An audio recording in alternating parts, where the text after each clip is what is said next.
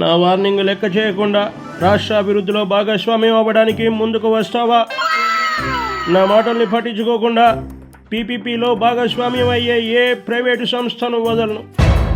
నేను అధికారంలోకి రాగానే అందరినీ అక్రమంగా జైళ్లలో పెట్టి చిత్రహింసలు పెడతాను.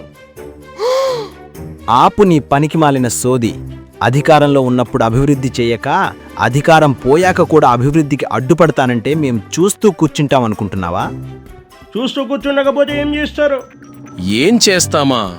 ఈ రాష్ట్రానికి పట్టిన నీలాంటి దుష్టశక్తుల పీడ వదిలించుకోవడానికి మా సామాన్యులు ఒక్కొక్కరు ఒక్కో అఖండగా మారతాం.